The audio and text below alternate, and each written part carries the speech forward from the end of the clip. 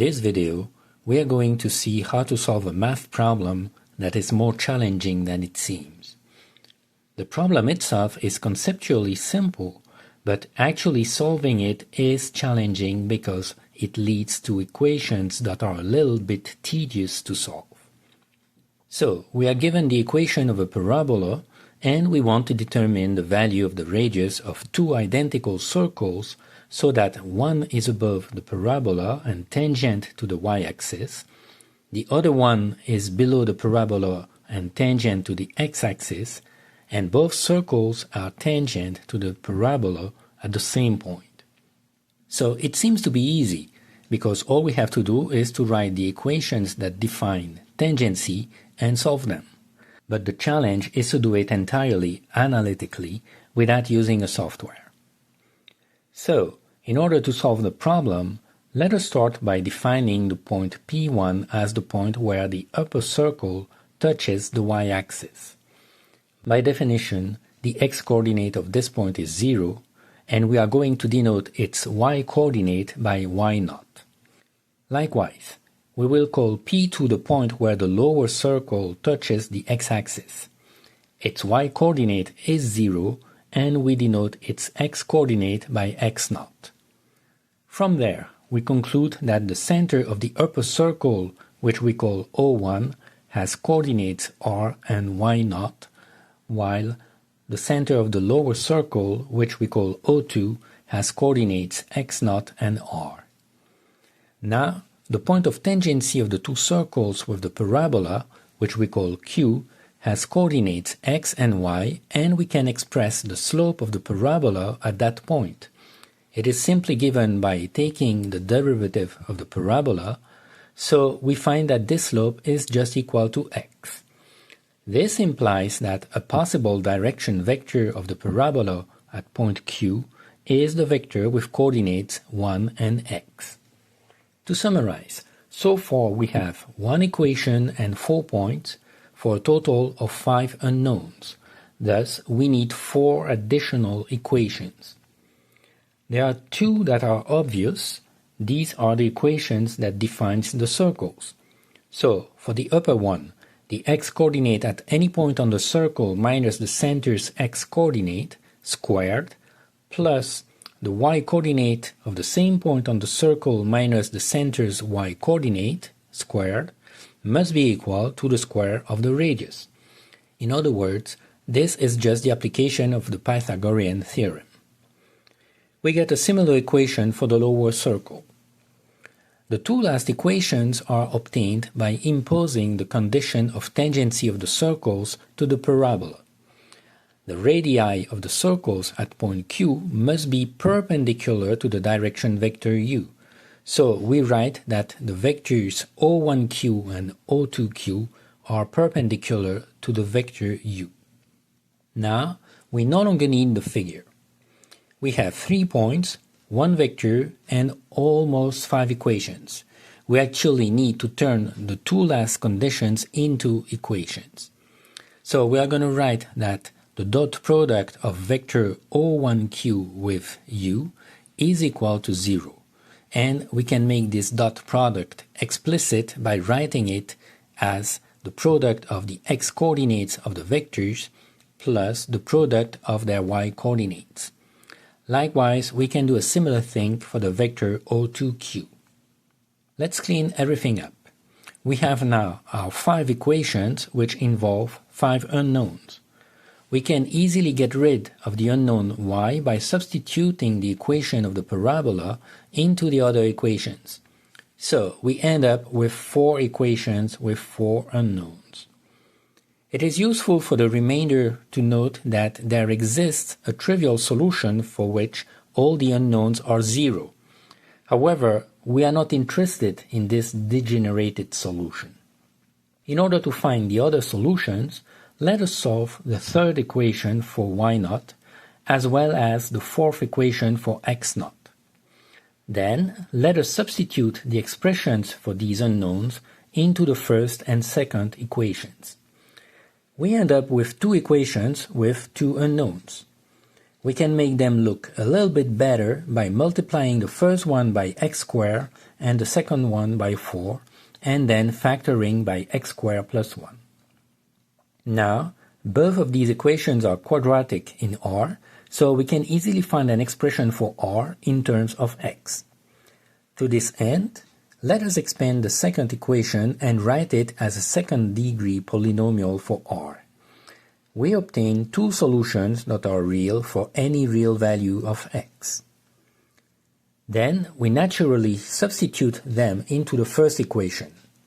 And this is where the algebra is starting to get a little bit tedious. So let us proceed carefully. Before expanding the square of the left-hand side, we should reduce it to a common denominator and observe that we can factorize part of it. Also, we notice that the same denominator appears on both sides of the equation inside the square, so we can get rid of it. Now, let us expand the squares of both sides of the equation. At this point, we can notice that the right-hand side of the equation can be factored by x squared plus 1. This factor is 0 only if x is equal to the imaginary unit, which is of no interest for us, so we can get rid of this imaginary solution by simplifying the equation by this factor. Now we want to get rid of the square roots, so we start by grouping them into a single one.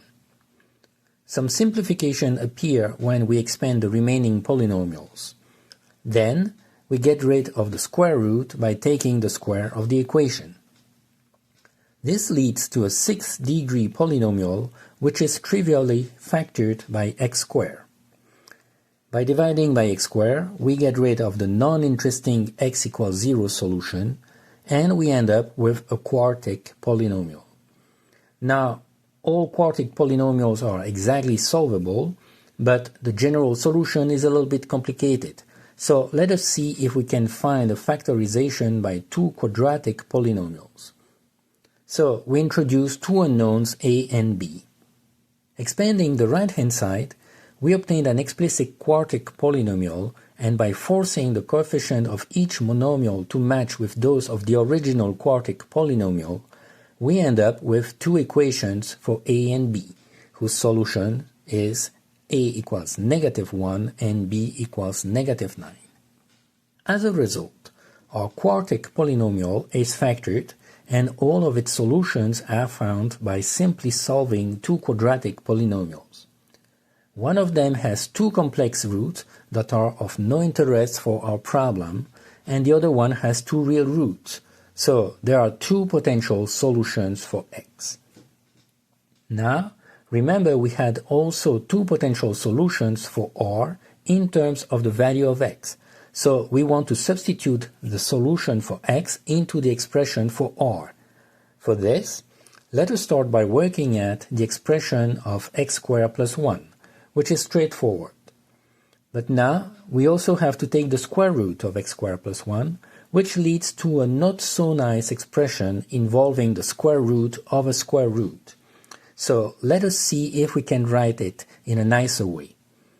We are looking for two new unknowns, a and b, so that the sum of their square root is equal to the square root of 9 plus square root of 17.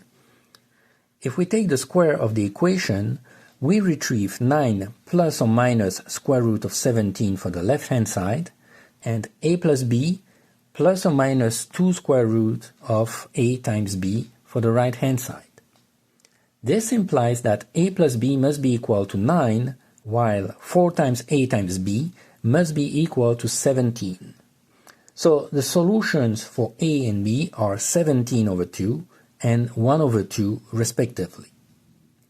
We conclude that the square root of x squared plus 1 is equal to 3/8 of square root of 17 plus or minus 1.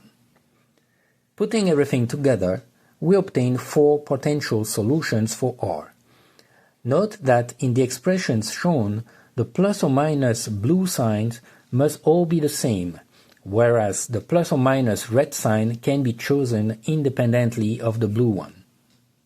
Now, we need to test which of these solutions are actually valid.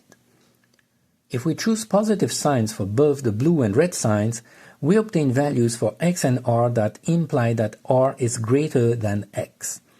However, if we look again at the figure, it is clear that the radius r of the upper circle cannot be greater than the x-coordinate of the point of tangency on the parabola.